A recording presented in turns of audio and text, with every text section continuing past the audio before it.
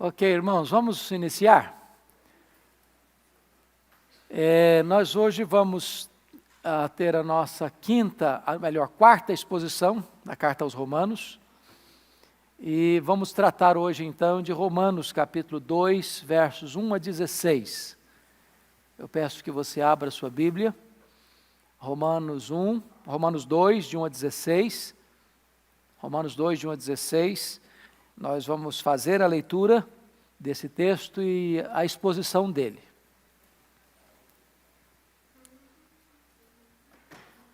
Eu gostaria que você, ao ler o texto, acompanhando a leitura do texto comigo, mantivesse sua Bíblia aberta, para todos nós acompanharmos essa exposição. Está escrito o seguinte, capítulo 2. Portanto, és indesculpável ao homem quando julgas, quem quer que sejas. Porque no que julgas a outro, a ti mesmo te condenas, pois praticas as próprias coisas que condenas. Bem sabemos que o juízo de Deus é segundo a verdade, contra os que praticam tais coisas. Tu, homem, que condenas os que praticam tais coisas e fazes as mesmas, pensas que te livrarás do juízo de Deus?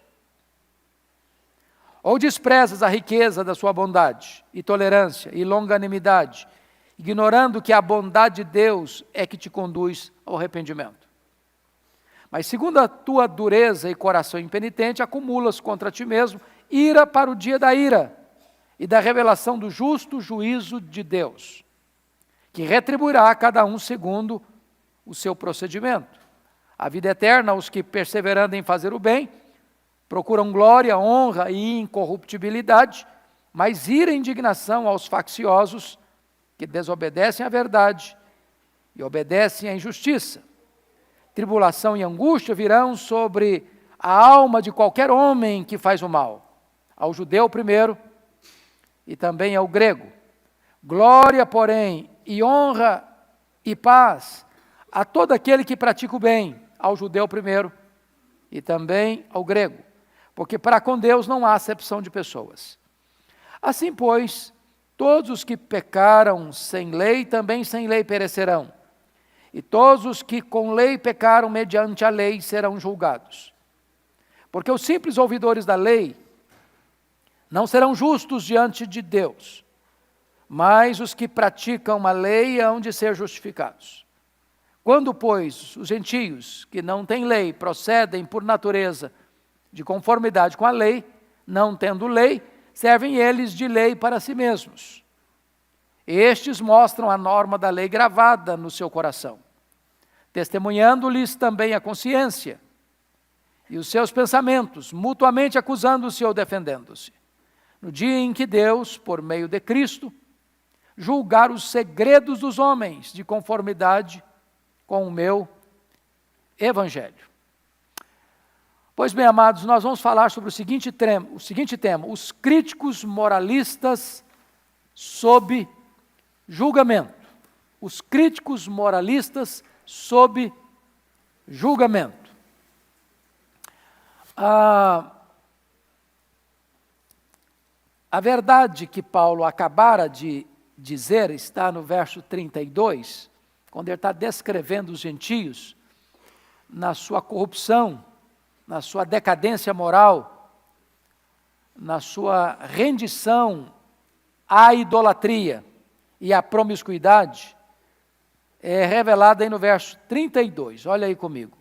Ora, conhecendo eles, 1,32, ora, conhecendo eles a sentença de Deus, de que são passíveis de morte os que tais coisas praticam, não somente as fazem, mas também aprovam os que assim procedem.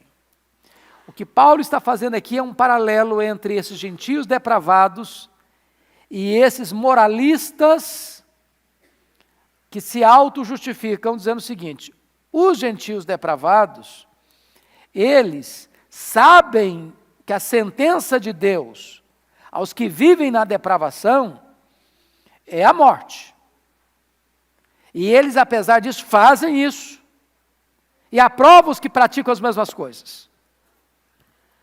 Mas ele contrastando agora com os moralistas, a situação de vocês moralistas é pior. Porque vocês reprovam isso, condenam isso na vida dos outros, e vocês praticam isso. Uma coisa é alguém que é depravado e diz, não, está errado, e eu vou viver no erro, e eu vou aprovar quem faz o erro. É a pessoa que está largadamente na depravação. Ele faz e aprova quem faz, mesmo sabendo que a sentença é a morte. Pior do que isso, é aquele que diz, não, está errado. E quando vê alguém praticando, condena. Mas ele mesmo pratica aquilo que ele condena nos outros. Essa era a situação aqui desses moralistas. Então, o que Paulo vai argumentar agora, levando esta ideia para uma consumação, onde ele vai dizer no capítulo 3, verso 23, todos pecaram. Todos. Quem todos? Aquele que está mergulhado no pecado, na lama, no pântano, e aquele que está bonitinho, como o fariseu, Senhor, graças te dou porque não sou como os demais homens. Porque eu não sou igual àquele. Sou melhor, faço isso, faço aquilo outro. Mas, na verdade, ele está numa situação tão quanto crítica como aqueles que estão lá, mergulhados no pecado. Então, eu quero examinar esse texto com vocês nessa perspectiva. Primeiro ponto é que o juízo de Deus aos críticos moralistas é inevitável. Versos de 1 a 4. Vamos expor isso. Primeiro ponto que Paulo chama a atenção é o perigo da projeção. Olha comigo o versículo 1. Porque és indesculpável, homem, quando julgas quem quer que sejas, porque no que julgas a outro, a ti mesmo te condenas, pois praticas as próprias coisas que condenas. Vamos usar essa expressão da psicologia, chamada projeção. Isso é uma ideia freudiana. O que é que significa isso? Eu não tenho coragem de enfrentar o meu próprio pecado. Sabe o que é que eu faço? Eu projeto para o outro e condeno no outro o que eu não tenho coragem de condenar em mim mesmo. Eu sou capaz de ficar muito chateado quando eu vejo alguém praticando aquilo que eu pratico em secreto. Não foi assim desde o Éden? Adão, onde estás? Ah, Senhor, eu estou nu, estou com vergonha. O que aconteceu? Você comeu? Ah, Senhor, na verdade, a mulher que tu me deste. É a posição da pessoa não assumir a culpa, não assumir a responsabilidade, transferir o que ele faz em secreto para o outro, condenar no outro. Então, o que Paulo está dizendo no verso 1 é isso: você é indesculpável. Quando você julga qualquer outra pessoa, porque quando você julga a outra pessoa, você condena você mesmo. Por que você condena você mesmo? Porque você faz a mesma coisa que ela faz. Você pode até não fazer isso em público, mas você faz em secreto. Seu coração é tão perverso, tão mau quanto o do outro. Então você corre um grande risco de fazer uma projeção. Segundo aspecto, o perigo da miopia espiritual. Olha aí o verso de número 1. Por que miopia? O que é a miopia espiritual? É você não conseguir ver em você o que você vê bem nos outros. Numa linguagem de Jesus, é você querer tirar o cisco do olho do outro, quando você tem uma trave no seu. Irmãos, o autoconhecimento nos leva à generosidade, sabia? Quando eu sei quão mal eu sou mais complacente com o meu irmão, não sou não?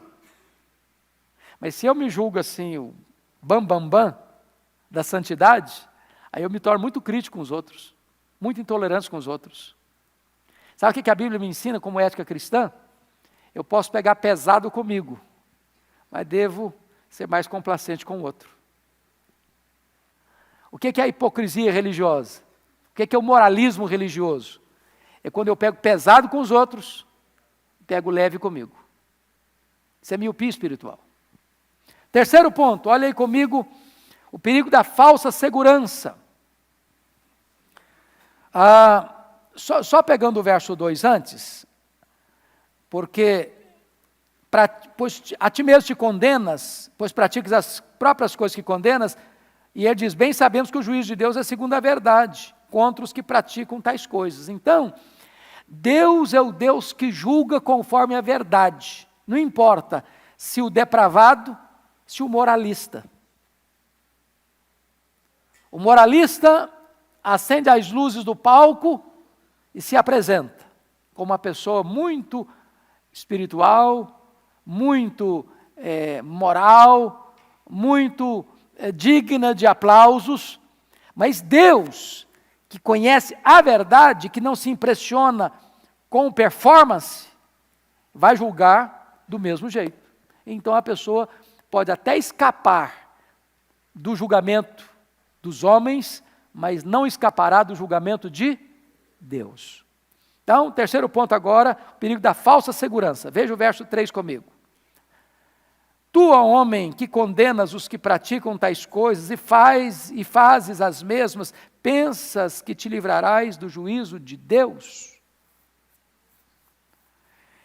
Primeira coisa aqui, quando Paulo está colocando isso, corre-se o risco da gente fazer uma leitura errada de nós mesmos, certo? De nós acharmos que estamos bem na fita, quando Deus está dando zero. Zero para você. Não, mas eu acho que eu estou bem. Mas no julgamento não vai ficar, não é o que eu acho que vai ficar bem, é o que Deus diz. Agora, nós corremos ainda o risco de, além de estarmos errados, nos constituirmos em juízes para julgarmos os outros. Ô, irmãos, vocês acham que isso acontece no meio cristão? Da gente querer, assim, se colocar na cadeira do juiz e condenar os outros? Descer o porrete nos outros?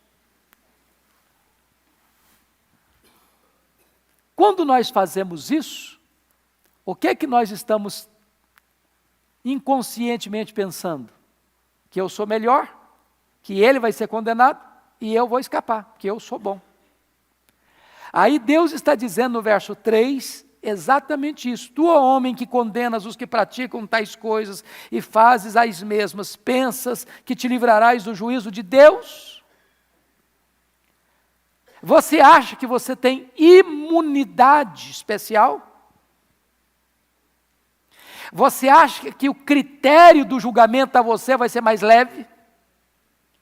Você acha que você é o queridinho de Deus? Que Deus vai fazer vistas grossas ao seu erro, ao seu pecado? Você acha que Deus tem 2 pesos e 2 medidas no seu julgamento? Então Paulo está aqui tirando o alicerce dos moralistas.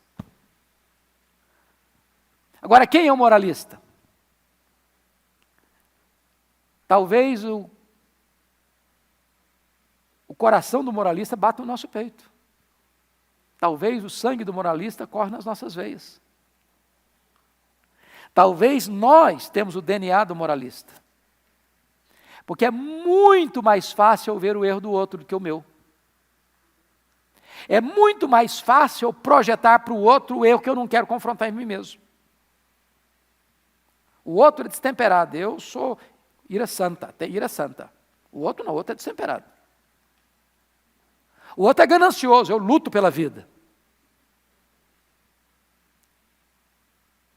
O outro é um blasfemo. Eu, quando falo palavra dura, é porque a pessoa mereceu ouvir.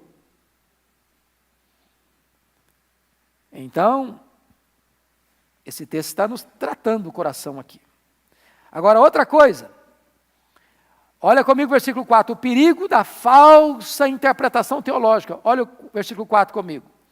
Ou desprezas a riqueza da sua bondade, tolerância e longanimidade, ignorando que a bondade de Deus é que te conduz ao arrependimento. Irmãos amados, o que é arrependimento? Vamos definir esse termo? O que é arrependimento? Quem pode me ajudar? Mudança de atitude. Mudança de atitude. Essa palavra metanoia, na língua grega, ela passava por 3 aspectos. Primeiro, mudança de mente. Segundo, tristeza emocional, segundo Deus. Terceiro, dar meia volta, mudar de atitude. Então, o arrependimento é intelectual, é emocional e é volitivo, à vontade. Primeiro, eu tenho consciência que eu estou errado. Segundo, eu fico triste porque errei. Terceiro, eu mudo a conduta para não repetir mais o erro. Em outras palavras, pegando o sermão de João Batista, quando ele disse para a multidão que vinha a ele, produzir frutos dignos de arrependimento. Ou seja, não é arrependimento e novamente arrependimento. É arrependimento e frutos dignos de arrependimento. Ou seja, você não planeja pecar. Você conhece gente que pede perdão já planejando o próximo pecado? Quer ver uma coisa? Quarta-feira de cinzas.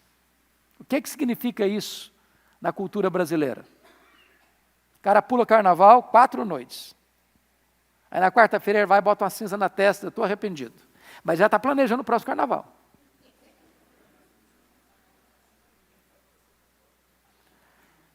Então, o que Paulo está dizendo? Por que você se arrepende? Que você é um cara assim muito espiritual? Que você é assim muito bacana mesmo? Não. Você só se arrepende por causa da bondade de Deus. É a bondade de Deus que leva você e a mim a nos arrependermos. Sabe por quê? A inclinação do nosso coração não é para arrependimento. A vontade do nosso coração é assodadamente caminhar na direção do pecado. Quando você cai a ficha, meu Deus, eu pequei. E aí você sente tristeza segundo Deus e não segundo o mundo. Notinha de rodapé aqui. Sabe qual a diferença entre remorso e arrependimento? É que o remorso, a pessoa tem tristeza segundo o mundo. Preste atenção comigo aqui. Diz para vocês que arrependimento tem 3 elementos, certo? Metanoia. Entendimento que você errou, racional. Tristeza, segundo Deus, emocional. Volição, dar meia volta. No remorso, a pessoa tem tristeza, a pessoa reconhece que errou? Sim ou não? Sim. Judas disse, pequei, traindo sangue inocente. Segundo, remorso, a pessoa tem tristeza? Tem. Até devolveu o dinheiro. Mas remorso tem volta para Deus? Não tem. Então não fecha o ciclo do arrependimento. Não fecha o ciclo do arrependimento. Então preste bem atenção nisso. Quando alguém, de fato, se arrepende, é porque a bondade de Deus levou aquela pessoa a fechar o ciclo do arrependimento.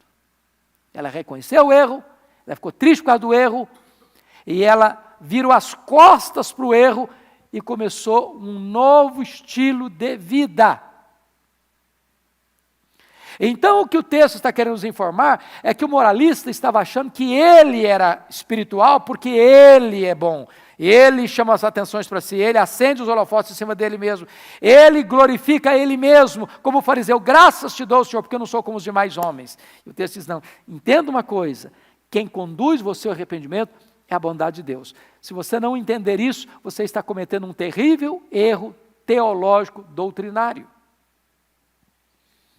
Então, o juízo de Deus para os moralistas críticos é o quê? Inevitável. Vamos ao segundo ponto. O juízo de Deus aos críticos moralistas é justo. Justo.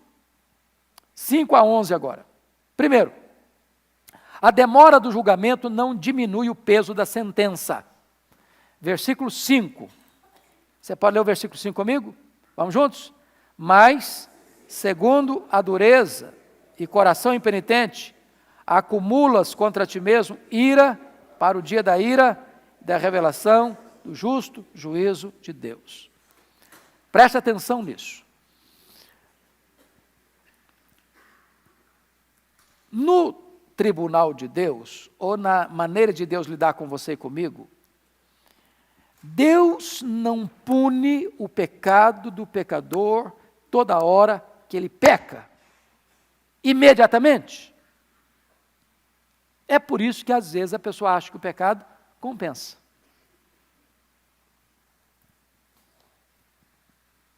Ele peca e escapa. Ele peca e escapa. Ele peca e escapa. Ele peca e escapa. E aí ele corre o risco de pensar que ele vai ficar ileso, imune, livre da sentença final.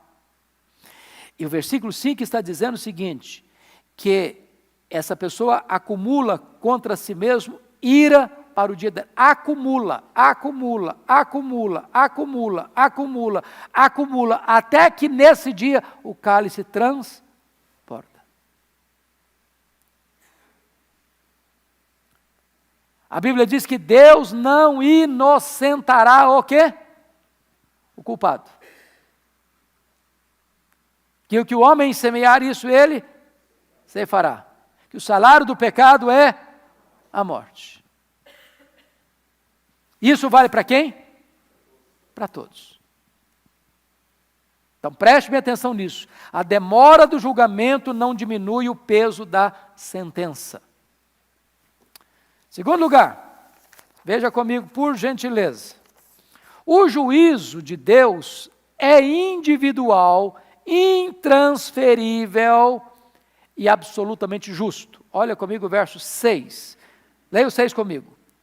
Que retribuirá a cada um segundo seu procedimento. Então, Deus julga o filho no lugar do pai? Não. Deus julga o pai no lugar do filho? Não.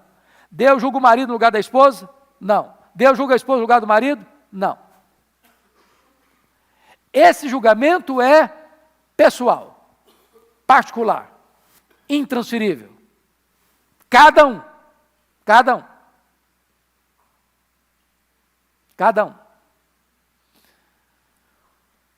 O que é interessante, irmãos, é que esse julgamento é absolutamente justo. Retribuirá a cada um segundo o seu procedimento.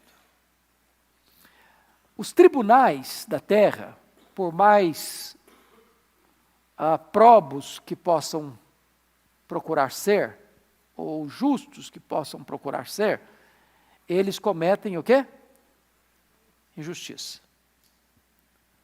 Por algumas razões. Primeiro, porque é um ser imperfeito julgando outro ser imperfeito. Não é verdade? Quem está sentado na cadeira do juiz não é uma pessoa absolutamente perfeita. Ele está julgando outra pessoa imperfeita. Então, esse julgamento já tem suas limitações. Segundo, quem está sentado na cadeira do juiz, nos tribunais do mundo, não importa a instância que está sendo julgado, não tem pleno conhecimento de toda a verdade. Ele conhece em parte, diz a Bíblia, em parte conhecemos. Por mais que ele tenha examinado os autos do processo, por mais que ele tenha examinado todos os detalhes do que aconteceu, ele não sabe toda a verdade. Porque ele não consegue entrar num território chamado de foro íntimo.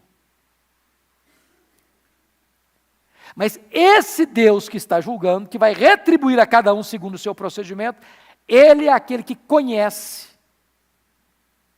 as motivações, os pensamentos, os desejos, as ações, as palavras, o que não se fez. Ele sabe tudo, de forma plena, exaustiva e total. Então o julgamento é o quê? Justo. Justo. Terceiro, No julgamento divino haverá penalidades e recompensas eternas. Olha comigo, por favor, versos 7 e 8. A vida eterna, os que perseverando em fazer o bem, procuram glória, honra e incorruptibilidade, mas ira e indignação aos facciosos que desobedecem à verdade e obedecem à injustiça. Veja bem, se você pensa no julgamento humano, nenhum juiz da terra tem competência para dar uma sentença eterna para alguém, tem? Até onde ele pode ir, no máximo? Hã? Oi? 30 anos, aqui no Brasil. No sentido fora do Brasil, qual o máximo que um juiz pode dar? Pena de morte. Bom, a partir do túmulo ele não legisla mais. Não tem lei para legislar. Você está condenado à pena eterna. Não existe pena eterna no Tribunal da Terra. No Tribunal da Terra você legisla apenas para esta vida. Mas esse tribunal que é justo, esse juiz que conhece exaustivamente tudo, a sentença dele será de bem-aventurança eterna ou condenação eterna. Deveríamos nós, portanto, temer muito mais esse juiz do céu do que os juízes da terra. Não foi o que Jesus disse? Você não devia temer aqueles que podem jogar o seu corpo no fogo, matar você. Você devia temer aquele que pode lançar no fogo o corpo e a alma. Nos tribunais da terra, você corre o risco de ter gente inocente sendo culpada e gente culpada se tornando inocente. Por muitas razões. Primeiro, porque não se conhece direito. Segundo, porque é possível que os tribunais da terra sejam o quê? Corrompidos, comprados.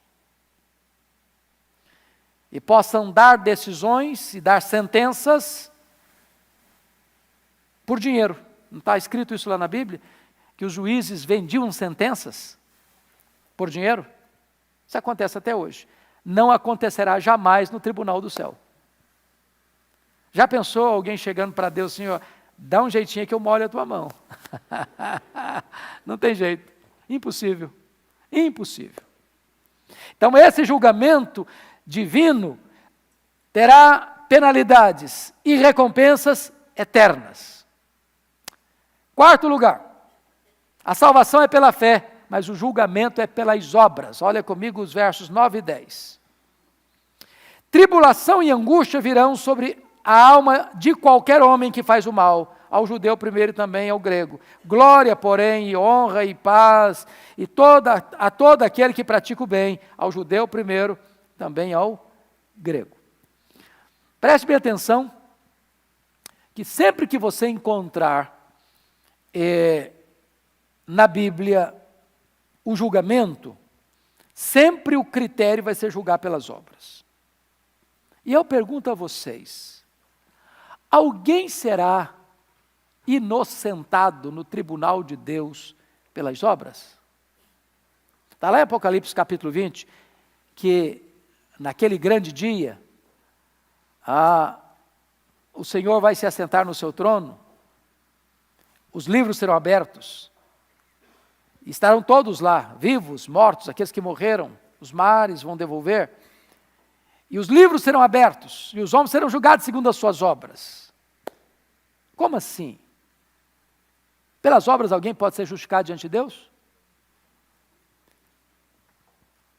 Deus vai fazer o seguinte, vamos botar numa balança. Você fez bem, você fez mal. Você fez bem, você fez mal. Aí a balança do mal foi mais pesada, está condenado. Aí a balança do bem pesou mais, você está inocentado. É assim que vai funcionar? Não. Se não é assim que vai funcionar, por que vão ser julgados segundo as obras? Porque esse julgamento é justo. Aquilo que você fez é o que você merece. Pelo merecimento alguém é salvo? Não. Impossível. Como é que você é salvo? Pela fé. Agora preste bem atenção, que aqui tem um diferencial que nós temos que fazer, e esse diferencial é dito em outros textos da Bíblia. Vamos pegar agora para os salvos, para os crentes, nós estamos falando para um grupo de crentes, louvado seja Deus. Você foi justificado pela fé, independentemente das obras da lei. Certo ou errado? Certo. Certo. Pelas obras, se você fosse julgado, seria o quê? Condenado. Certo ou errado? Certo. Você foi e é salvo pela fé. Mas você foi criado em Cristo Jesus para quê? Para as boas obras. E agora, está escrito em 1 Coríntios 3, 11 a 15, que ninguém pode lançar outro fundamento além daquele que já foi posto, o qual é Cristo Jesus. Eu, como prudente construtor, lancei o fundamento. Agora veja como você vai construir sobre esse fundamento. Uns usam ouro, pedras preciosas e prata. Outros usam, para construir sobre esse fundamento, madeira, palha e feno. A obra de cada um será provada pelo fogo.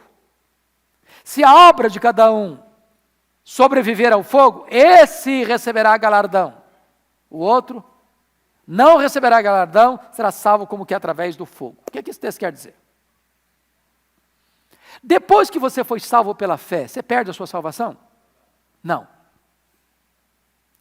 Depois que você foi salvo pela fé, pela graça, ao praticar boas obras, você recebe galardão? Sim ou não? Sim.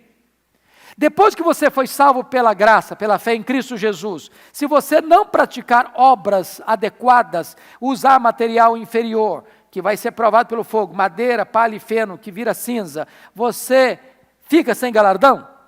Sim ou não? Sim. Então você é salvo pela graça, mediante a fé, mas você é julgado pelas obras. Tem crente que vai entrar no céu, porque creu em Jesus, mas com cheiro de fumaça. Cheiro de fumaça. Tudo que ele fez vai virar cinza. Vocês acham que tem crente assim acomodadão, braço cruzado, tomando a língua de coco no canudinho, e nem aí para a vida? Ou você acha que todo crente assim, empenhado, zeloso, crente mesmo, de oração, que gosta de falar de Jesus, que quer uma vida de santidade, todo crente assim? Não vou fazer essa pergunta agora mais. E você, como é que é? Você levanta a mão não, por favor.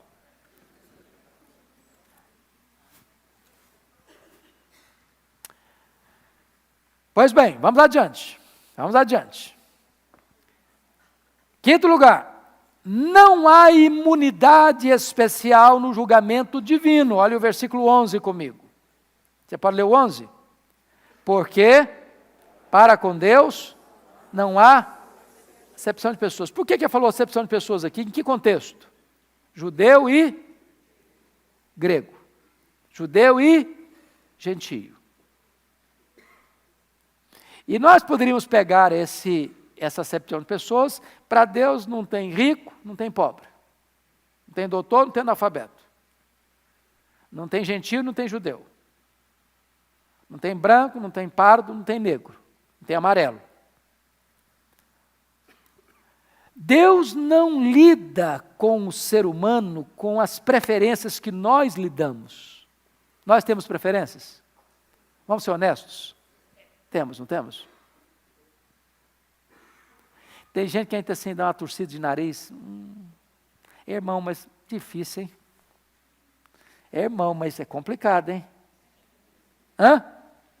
Vocês não têm isso, vocês são mais espirituais do que eu. Deus não faz acepção de pessoas. não corre o risco de existir injustiça nesse julgamento. Deus nem vai fazer vistas grossas e nem vai pesar mais a mão, porque esse aqui é muito chatinho, então pesar a mão em cima dele. Esse aqui é tão bonzinho, vou dar uma aliviada nele. Não, Deus é justo. Justo.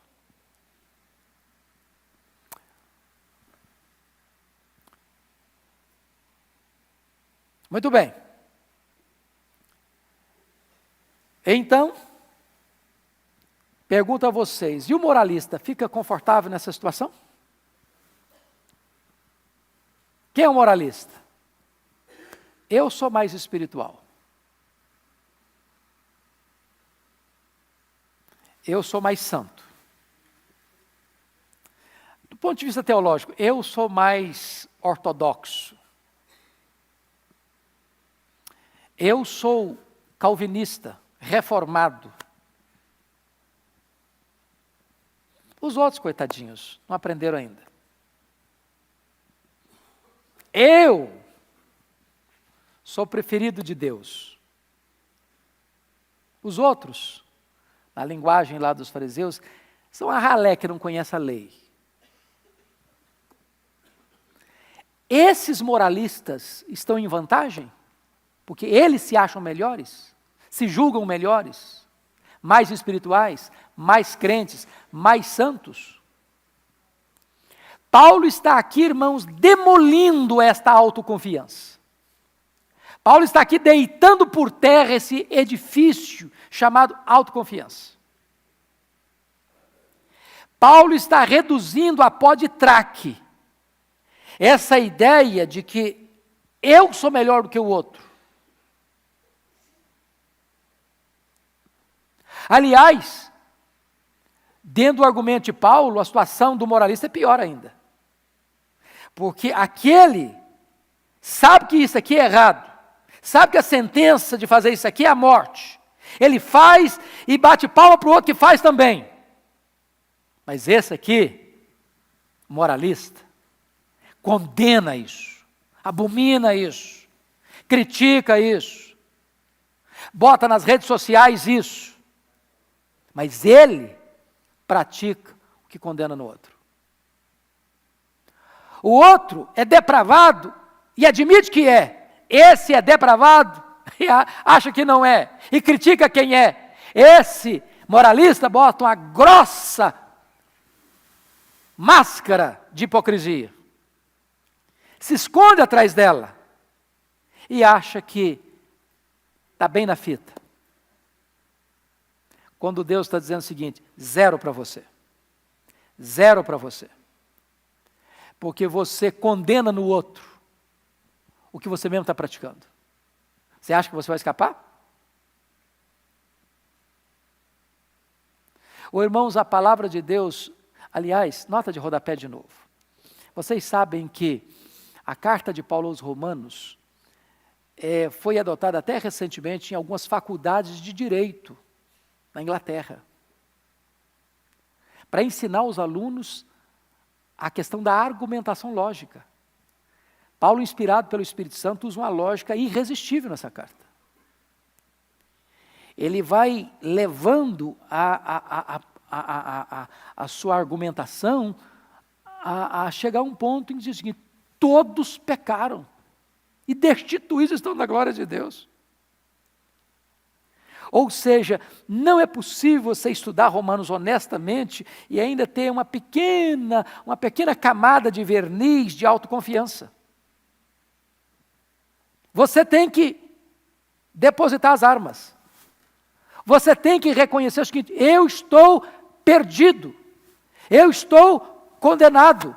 Eu não tenho condições de salvar-me pelas minhas obras, pelas minhas virtudes, pelos meus méritos, pelo meu moralismo. Eu estou reduzido a nada. O que Paulo está querendo mostrar para nós é o seguinte, antes de você ouvir as boas novas, você precisa ouvir as más novas. Quais são as más novas? Eu estou o quê? Perdido. A lei me condenou. E aí ele entra com o evangelho, com as boas novas. que Deus justifica você, não por causa dos seus méritos, mas por causa do sangue de Cristo que foi vertido por você. E então Deus, por causa da justiça do seu Filho, colocado na sua conta, Deus declara você justo. Vamos ao terceiro ponto. O juízo de Deus aos críticos moralistas é imparcial. É imparcial. Versículos 12 a 16. Primeiro, o julgamento divino será de acordo com a luz recebida. Veja comigo o versículo 12. Vamos juntos? Assim, pois, todos os que pecaram sem lei, também sem lei perecerão. Todos os que com lei pecaram, mediante a lei, serão julgados.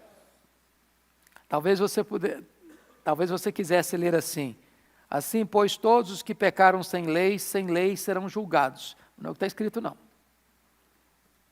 que é que está escrito aí?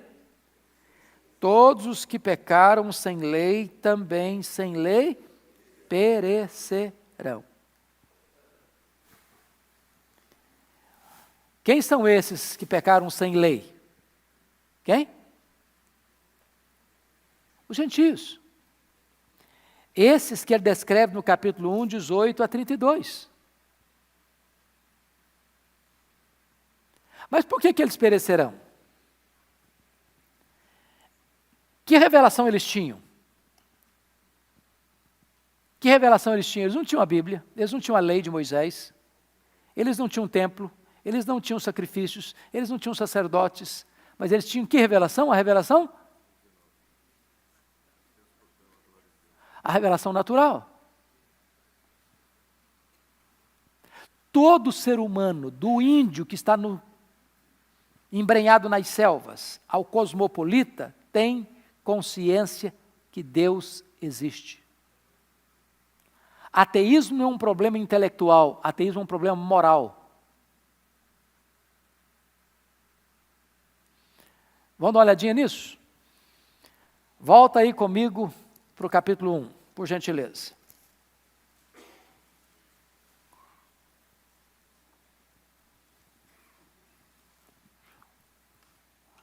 Vamos pegar a partir do versículo 18. A ira de Deus se revela do céu contra toda impiedade e perversão dos homens que detêm a verdade pela injustiça. Preste atenção que o homem lida com a verdade de forma consciente. Ele detém, a palavra deter aqui é matar por afogamento.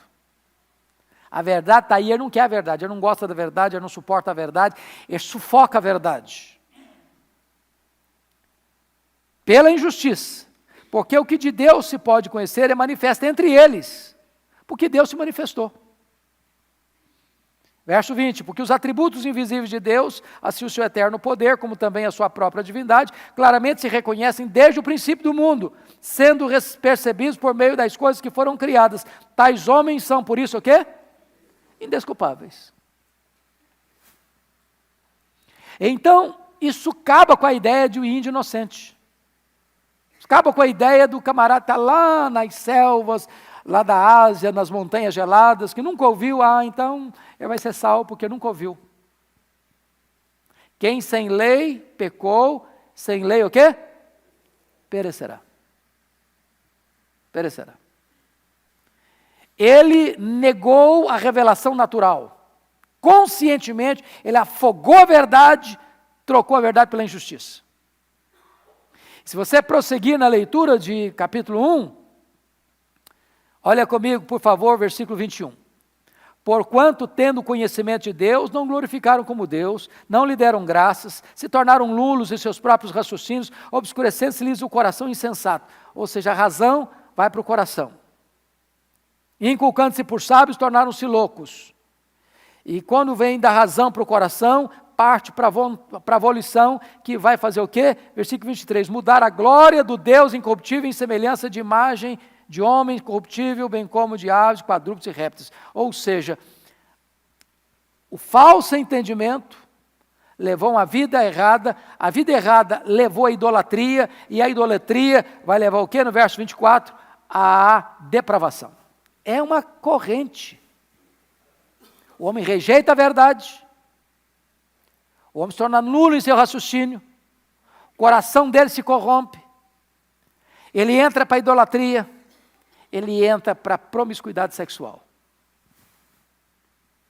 Quem sem lei pecou, sem lei perecerá. Mas olha o versículo 12 comigo, 2:12. E todos os que com lei pecaram mediante a lei serão julgados. O que a lei diz? A alma que pecar, essa morrerá. Deus não inocentará culpado. Salário do pecado é a morte. Segundo ponto. A religião formal não poderá ajudar o homem no julgamento. Olha o versículo 13 comigo. Vamos ver o 13 juntos? Porque os simples ouvidores da lei não são justos diante de Deus, mas os que praticam a lei vão ser justificados. Vamos entender isso aqui para você não fazer confusão. Não é que os que praticam a lei vão ser justificados no sentido de justificação pela fé, não. A justificação pela fé é pelas obras? Não. O que ele está dizendo é o seguinte: o que é que caracteriza uma pessoa salva? É ouvir ou praticar? É praticar. Você é salvo pela fé, independente das obras. Agora, quando você é salvo, como é que você demonstra a salvação? Aí é pelas obras. As obras não são a causa, as obras são a consequência, o resultado, a evidência. Então, jamais crie na sua mente uma falsa segurança de salvação. Não, eu vou para a igreja, escuto todo domingo, estou lá, de plantão, não perco não. Só escutar, só ouvir, não demonstra que você é um crente. O que demonstra que você é um crente? Quando você escuta e obedece. O que Paulo está querendo dizer? A religião formal não ajuda em nada. A religião de nomenclatura apenas não ajuda em nada. A religião apenas de performance, nominal, não ajuda em nada. Oh, irmãos, até bem pouco tempo, nós tínhamos uma frase muito conhecida no Brasil, nos censos. Você é o quê? Não, eu sou católico. Não sou católico o quê? Nominal. Quando uma pessoa dizia que era católico nominal, o que queria dizer com isso? Ou não praticante, né? Ou não praticante. O que queria dizer com isso? Sou católico, mas não frequento missa, não vou à igreja, não levo meus filhos para batizar, não participo da Eucaristia. Eu sou católico de nome, mas eu não frequento, não participo, não pratico nada. Hoje, nós já criamos um outro título: crente não praticante. Crente nominal. O cara é crente, mas não vai à igreja. O cara não lê Bíblia, o cara não ora, o cara não participa do culto. O cara é crente dentro da casa dele, virtual. Tem crente virtual também, além de nominal. O cara tem 1000 pastores, cada dia escuta um. Mas esse pastor da televisão não dá abraço nele, ele não participa da ceia, nem participa do louvor também. Então não existe isso. Não existe isso. Esse tipo de religiosidade não vai resolver sua vida. É isso que o Paulo está dizendo. Os simples ouvidores da lei não serão justificados. Agora vamos ao terceiro ponto aqui. Antes de ser julgado pelo tribunal de Deus, o homem é julgado pelo tribunal da consciência. Olha os versículos 14 e 15 comigo. Quando, pois, os gentios que não têm lei procedem por natureza de conformidade com a lei, não tendo lei, servem eles de lei para si mesmos. Estes mostram a norma da lei gravada no seu coração, testemunhando-lhes também a consciência e os seus pensamentos mutuamente acusando-se ou defendendo-se. Então vamos entender isso aqui. Quando Deus se revelou de 4 maneiras. Primeiro, pela criação. Segundo, pela consciência. Terceiro, pelas Escrituras. Quarto, por Jesus Cristo. Todo ser humano foi criado, porque é um ser moral, nós temos o quê? Consciência. Animal tem consciência? Não, não tem. Não tem. Ele tem reflexo condicionado, mas consciência não tem. Um animal mata o outro, você acha que ele fica culpado? Ah, hoje eu estou tão triste porque... Não tem isso. O animal não tem isso, não. Não tem. Então não importa se o camarada vive na selva ou se mora na cidade, todo ser humano tem um negócio chamado de consciência. Aliás, o pensador, filósofo alemão, Immanuel Kant, dizia que duas coisas o encantavam: o céu estrelado acima dele e a lei moral dentro dele. Nós temos uma espécie de campainha, de alarme dentro de nós, chamado de consciência. Agora, essa consciência, se não for bem tratada, fica como? Cauterizada. O que é cauterização?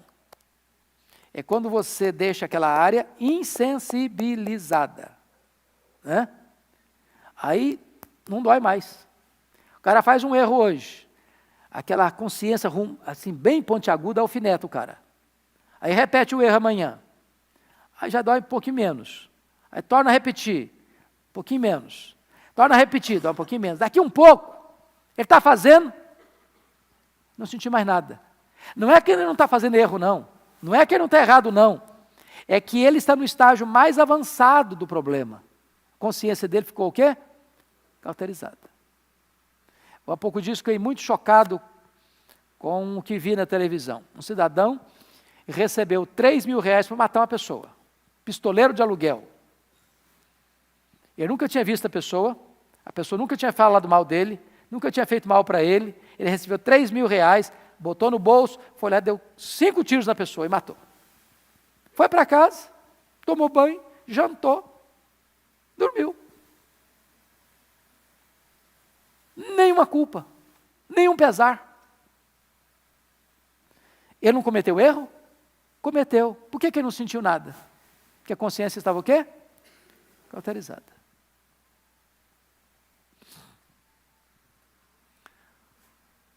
Agora, preste atenção, que antes do indivíduo ser condenado no tribunal de Deus, a sua consciência já o condenou. Se a consciência dele não está cauterizada ainda, já o condenou. Esse é um fato curiosíssimo, irmãos. E nós deveríamos dar atenção a esta voz da consciência. Ela poderia nos livrar de muita coisa ruim.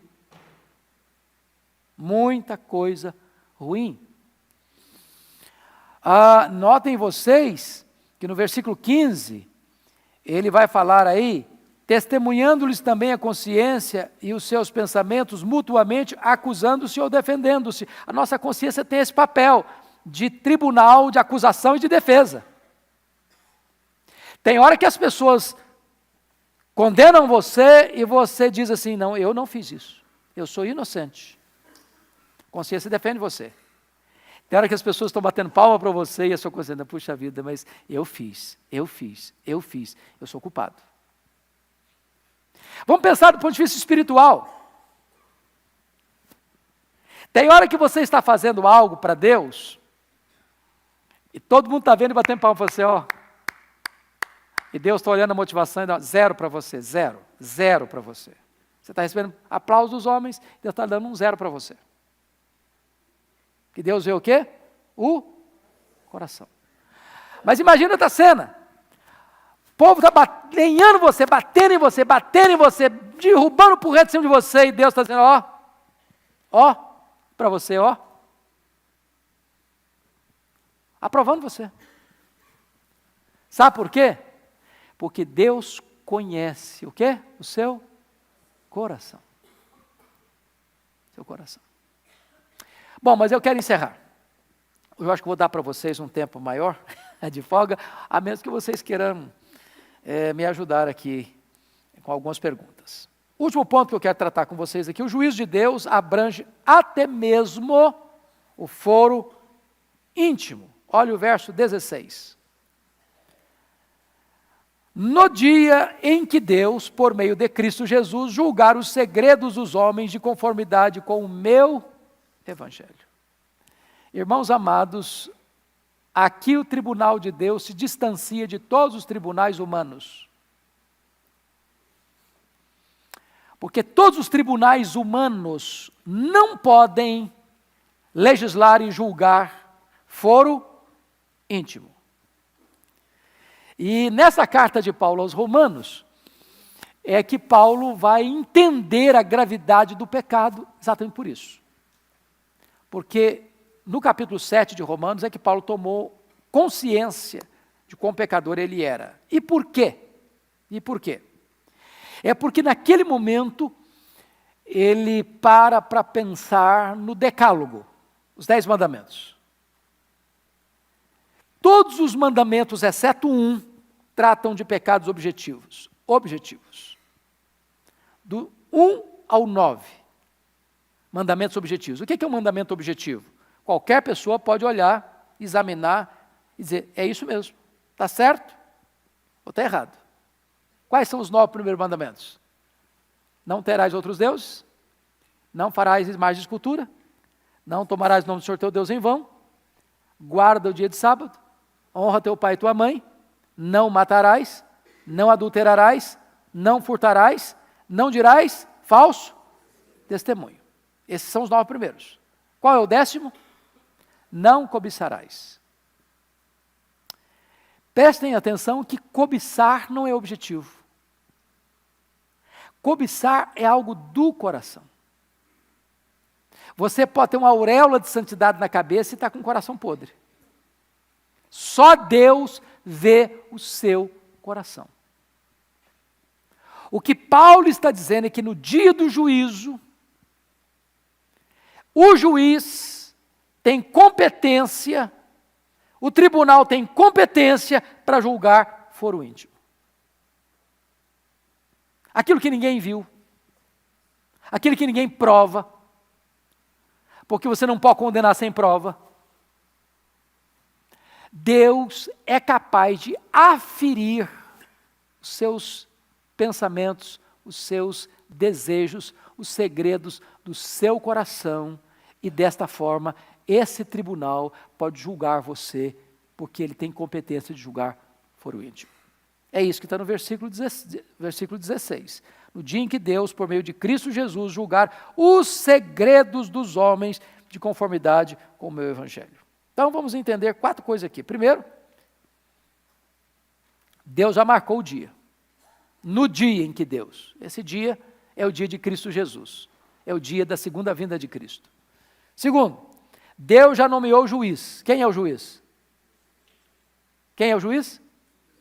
Jesus Cristo. Está lá em Atos 17, versículos 30 e 31. Deus não levou em conta o tempo da ignorância, mas notifica a todos que se arrependam, porque já estabeleceu um dia que há de julgar o mundo com justiça por meio de Jesus Cristo. Aquele que hoje é o seu advogado, amanhã será o seu juiz. Terceiro, Deus já definiu a abrangência. Deus vai julgar não só as palavras, não só as obras, não só as omissões, mas vai julgar também os segredos do coração. Quarto, Deus já estabeleceu a referência do julgamento, segundo o meu evangelho. Pois bem, queridos, se nós entendemos bem o que Paulo disse, ele desconstruiu a confiança dos moralistas. E disse o seguinte: vocês moralistas, que estão acusando os outros, vocês são tão culpados quanto os outros. Vocês não têm imunidade especial. Deus não faz acepção de pessoas. Vocês estão na mesma situação diante de Deus. Culpados. Não há esperança. se você está confiando nas suas obras, nos seus méritos, na sua justiça, não tem esperança para vocês. Este é o Evangelho, irmãos. Ele começa com as más novas. Diz, olha, você está liquidado. Você está liquidado. E a hora que você está no fundo do poço, a graça vem e te tira de lá. Te salva. Não pelos seus méritos, mas pela obra de Cristo Jesus. Glória a Deus por esse Evangelho. Tão bendito, tão precioso. Alguma pergunta? Alguma contribuição? Pois não, filha. Eu vou repetir depois a sua pergunta, porque as pessoas estão acompanhando o curso de Romanos aqui nas redes sociais. Então, você faz a pergunta, eu vou repetir. A mente cauterizada seria a mesma coisa que a mente endurecida. A mesma coisa que a mente endurecida. E isso pode ser revertido, porque seria um cristão e ele se diz, se diz cristão pelo menos. Ok? Tem a mente completamente cauterizada em determinados assuntos e ele tem como isso ser revertido, porque a gente vai, quando é cauterizado, determinado... Boa sua pergunta, boa sua pergunta. A pergunta que foi feita é a seguinte: uma pessoa que tem a mente cauterizada, endurecida, essa situação pode ser revertida? Essa pessoa ainda pode se arrepender e ser salva? E a resposta é sim. Louvado seja Deus. A resposta é sim. Vamos dar alguns exemplos. Pega comigo Saulo de Tarso. Saulo de Tarso, a Bíblia diz que ele era como uma fera selvagem, que entrava nas casas, nas sinagogas, arrastava as pessoas, jogava as pessoas na cadeia. Levava essas pessoas, depois de bater nelas e forçá-las a blasfemar, quando elas resolviam não blasfemar e continuar afirmando que Jesus Cristo é o Senhor, Saulo de Tarso mandava matar essas pessoas. E ele mandou matar muitos santos em Jerusalém. Esse homem fazia isso achando que estava certo. A consciência dele não pesava. Ele achava que estava tributando culto a Deus com isso. E esse homem, com essa consciência, sim, é alcançado pela graça. É convertido a Cristo. É transformado num crente, num apóstolo e no maior dos apóstolos. Tem muita gente hoje que, pela sua radicalização religiosa, mata um crente achando que está fazendo uma grande obra. Essa pessoa pode ser convertida ainda? Pode, louvado seja Deus. Você vê muitos daqueles que foram monstros, ou daqueles que foram algozes dos cristãos, sendo convertidos, como o carcereiro de Filipe, por exemplo. Então, para Deus não há impossíveis. O único pecado que a Bíblia diz que não tem perdão é a blasfêmia contra o Espírito Santo. E a blasfêmia contra o Espírito Santo é o pecado de consciente e deliberadamente atribuir a obra de Deus a Satanás. É de com as próprias mãos fechar a porta da graça e rejeitar a oferta de Deus em Cristo para a salvação e dizer que esta obra de Cristo é de fonte satânica, é de inspiração satânica. Essa pessoa não quer se arrepender, essa pessoa não busca graça, essa pessoa fechou a porta para ela mesma. Mas não há crime, não há pecado, não há depravação moral que a graça de Deus não possa ir lá e reverter essa situação e essa pessoa ser alcançada pela salvação em Cristo Jesus.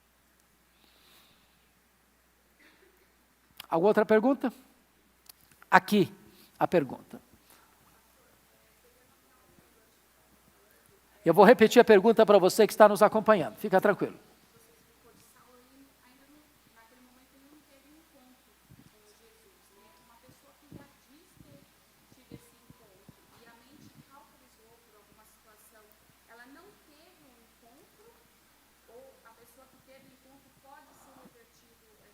Muito boa a sua pergunta. O exemplo que eu dei de uma pessoa que não era convertida. Imagine um crente. À luz das Escrituras, preste bem atenção, à luz das Escrituras, um crente não fica com a consciência cauterizada.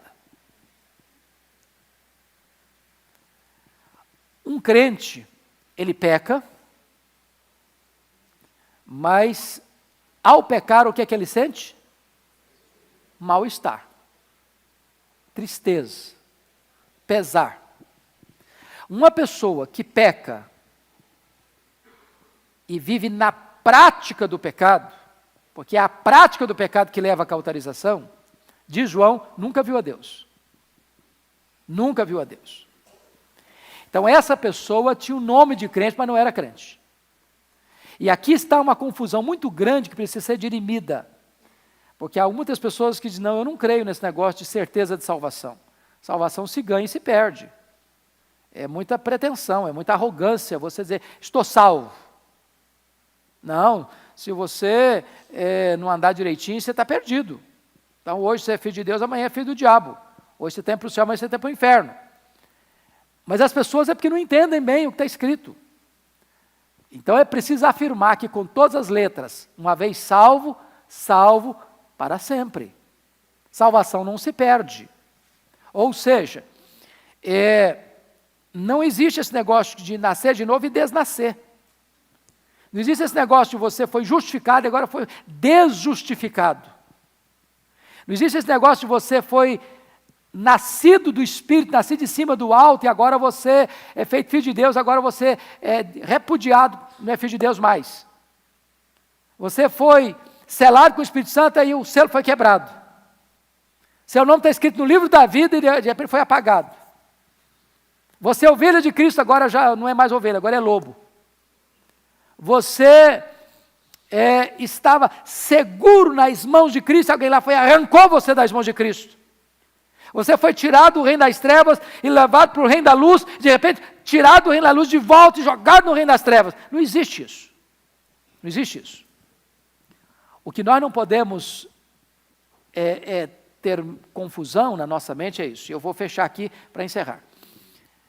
É que nem todas as pessoas, usando uma palavra de Agostinho de Hipona, foi Agostinho de Hipona que falou de igreja visível e invisível, começou com ele essa ideia, nem todas as pessoas que fazem parte da igreja visível, aqui da terra, verdadeiramente são salvas. Por exemplo, o pastor Arival disse que hoje à noite a CG vai receber mais de 100 novos membros. O conselho da igreja se reuniu e examinou esses irmãos. Mas eu pergunto a vocês, os presbíteros desta igreja, os pastores desta igreja, têm plena condição de crivo absolutamente seguro de saber se essas pessoas, de fato, todas elas, são verdadeiramente salvas? Algum conselho humano tem essa competência? Não. Não. Por mais honestos, por mais bem intencionados que nós somos, nós não temos total condição de dizer, esse é salvo, esse aqui não é salvo, esse aqui nasceu de novo, esse aqui não nasceu. Ou seja, a igreja visível terá no seu bojo, no seu meio, trigo e joio. Senhor, vamos arrancar o joio? Não, calma. Deixa crescer junto. Você não sabe o que é joio e o que é trigo direito. Você pode correr o risco de arrancar trigo pensando que é joio. Deixar joio pensando que é trigo. Então, para aí. Esse julgamento vai ser feito no dia do juízo. Os anjos virão e recolherão o trigo e botarão no celeiro. O joio será arrancado, jogado no fogo. E ali haverá choro e ranger de dentes. Em outras palavras, quando uma pessoa sai da igreja, era crente, era às vezes até líder da igreja, até pastor, até missionário, não importa. Saiu da igreja, viveu no pecado, morreu no pecado, a consciência cauterizada. Aí, como é que fica? O problema não é perdeu a salvação. Está escrito em 1 João 2,19, saíram dos nossos, porque não eram dos nossos. Se fossem dos nossos, teriam permanecido conosco. O que está em jogo aí não é a doutrina da perseverança dos santos. O que está em jogo aí é a verdadeira conversão dessa pessoa.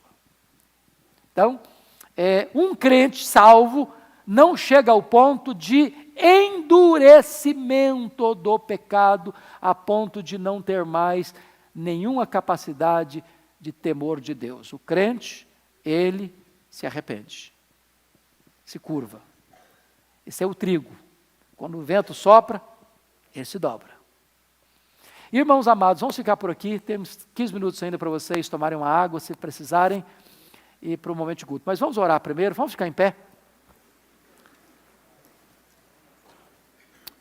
Deus amado, louvado seja o teu nome por esse tempo precioso de estudo da tua palavra.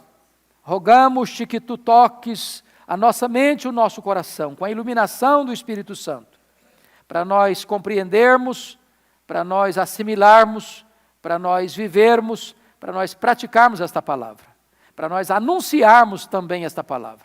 Em nome de Jesus. Amém. Deus abençoe. Até daqui a pouquinho no culto.